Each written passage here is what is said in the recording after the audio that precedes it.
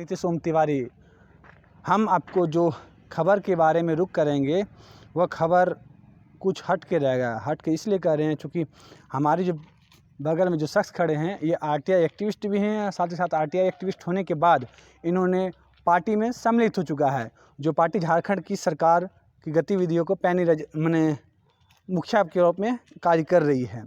तो मैं इनसे परिचय लेता हूं और इनसे ही जानने की कोशिश करता हूं कि आखिर हम इनसे रुख क्यों किए हैं, इन्होंने हमें क्यों याद किया है। तो आप सबसे पहले हमारे दर्शकों को अपना परिचय दे दीजिए। देखिए, सबसे पहले मैं आपको टीवी चैनल को धन्यवाद देना चाहता हूं और मैं इमामुद्दीन अंसारी आरटीआई कार्यकर्ता सह जेएमएम नेता हूं।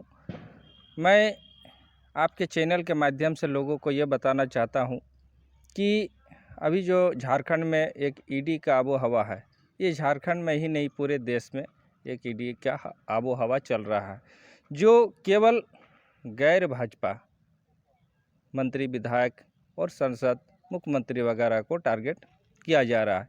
मैंने इस टारगेट के विरुद्ध ईडी को एक पत्र लिखा हूं। उस पत्र में मैंने ईडी को ये चुनौती भी दिया हूं कि आपने झारखंड के जो पूर्व रघुवर सरकार के कार्यकाल के 5 मंत्री थे, जो माननीय अमर कुमार बावरी जी, रणधीर सिंह जी, नीलकंठ सिंह मुंडा जी, नीरज यादव जी, डॉक्टर लुईस मरांडी जी, इन लोगों का 2014 और 2019 का जो नामांकन पत्र था विधानसभा का, इसका अवलोकन करने से ये पता चला है कि इन लोगों ने 200% से लेकर 1100% तक धन का वृद्धि हुआ है। परंतु भाई हमारे ईडी कहाँ है, हमारे देश में जो सीबीआई वो कहाँ है? ये केवल खोज रहे हैं, ये लालू यादव को खोज रहे हैं और हेमंत सोरेन को खोज रहे हैं और अरविंद केजरीवाल को खोज रहे हैं। इनके अलावा इनको और कोई दिखाई नहीं दे रहा है। इमामुद्दीन जी, आप एक बताइए, आपने पत्रचार किया है, आपने एक पत्र भेजा है, आखिर पत्र किनको भेजा है, पत्र में क्या लिखे हैं, उसी पट्टे पत्र में क्या भेजे हैं? देखिए, पत्र में हमने ईडी को ये लिखा है कि अगर आप उक्त 5 मंत्री जिनका भी मैंने नाम लिया, उनको अगर आप कार्रवाई नहीं करते हैं, उनका संपत्ति का यदि आप जांच नहीं करते हैं, तो एक जांच एजेंसी जो ईडी है, इनके विरोध में एक न्यायालय में एक याचिका दायर करूंगा, माननीय झारखंड उच्च न्यायालय में। और उसके बाद अगर यहाँ से मुझे कुछ नहीं मिलता है तो मैं माननीय सुप्रीम कोर्ट में इसको याचिका दायर करूंगा और सुप्रीम कोर्ट को ये बहुत विस्तार रूप से प्रमाण के साथ बताने का कोशिश करेंगे कि ये जो हमारे देश के जांच एजेंसी है, ये भाजपा का एजेंट बन चुका है। आखिर आप इतने दावे और हुंकार के साथ क्यों कह रहे हैं? क्योंकि आप कह रहे, जिसके बारे में बता रहे हैं, मुख्यमंत्री के बारे में आप लोग आलोचना की कि मुख्यमंत्री की जैसे गिरफ्तारी वगैरह का आपने आलोचना कर रहे हैं कि और भी हमारे बीजेपी के जो नेता हैं, विधायक हैं या इसके पूर्व मंत्री रह चुके हैं, उनके पास आय से अधिक संपत्ति है, ठीक ना? बिल्कुल बिल्कुल। ये उसी दरमियान से आपने जब बोला कि उस आय से अधिक संपत्ति है, जिसका अब बात किए, तब उनका भी जाँच होना था, रुक गया है, क्या कारण रहा है, उसको जनता को कैसे रखिए? नहीं, वही बात तो इसीलिए तो हम ईडी को लिख रहे हैं कि भाई इन लोगों का जांच करिए। हमारा जो 2 बार का सांसद है पीएन सिंह, उनका भी जांच करिए। हमारे बोकारो विधायक जो बिरिंची नारायण है, उनका भी जांच करिए। अरे माल निकलता नहीं निकलता है तो देखेगा ना जनता जी। आप तो जांच तो कर लीजिए।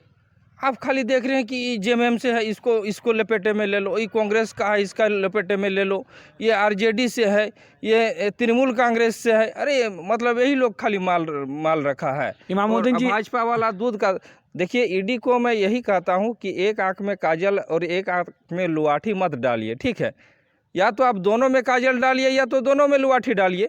अब जांच करिए ना, एक विधायक का जांच करिए, साला इतना माल निकलेगा। नेता प्रतिपक्ष का प्रतिनिधि कहता है कि हम सरकारी चीज़ का हम हनन नहीं किए हैं, राज्य का मुखिया ने सरकारी संपत्ति का हनन किया है। तो कैसे 1100% आपका संपत्ति बढ़ गया?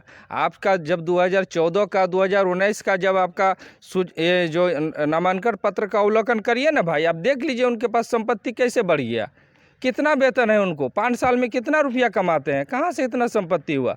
ये तो जांच का विषय है। ईडी जिस तरह से चतुराई के साथ हेमंत सोरेन का जांच कर रहे हैं, उसी चतुराई के साथ जो है आप जांच कर ले माननीय अमर बावरी जी का, नीलकंठ सिंह मुंडा जी का, नीरज यादव जी का, लुईस मरांडी जी का। माल इतना निकलेगा ना कि एक पहाड़ बन जाएगा, इतना माल निकलेगा।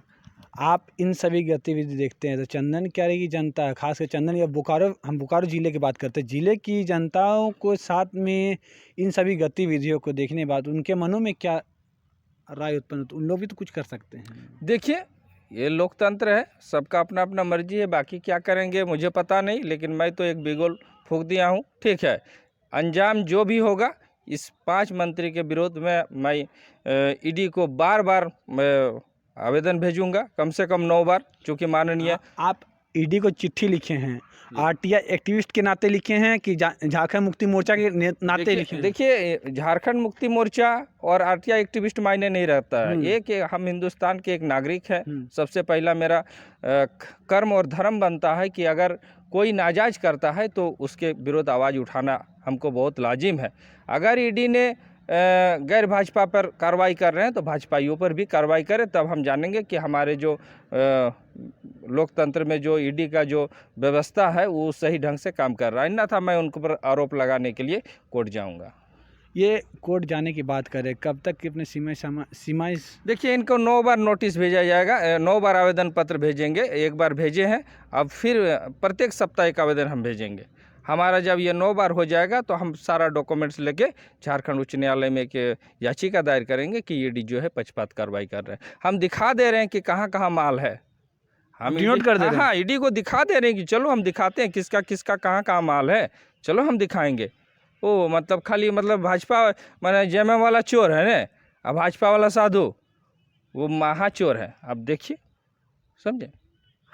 ये हमारे साथ हैं इमामुद्दीन जी, जिन्होंने साफ तौर से बता दिया कि क्या कुछ इस गतिविधि रहा और ईडी का क्या कुछ क्रियाकलाप है, कार्यशैली क्या है, उन सभी चीज़ों को लेकर के। तो आप तमाम दर्शकों से आग्रह होगा कि इनकी गतिविधि जो इनकी जो जुबानी निकली जुबान है, बातों हैं, उन बातों को जानने के बाद आपके मन में क्या कुछ प्रतिक्रिया रहती है, आप हमें कमेंट सेक्शन पे जरूर कमेंट करें, ताकि बेहतर के लिए। धन्यवाद। इमामुद्दीन साहब को भी हम धन्यवाद देते हैं कि हमारे साथ समय दिया। तब तक के लिए आप सभी को जोहार।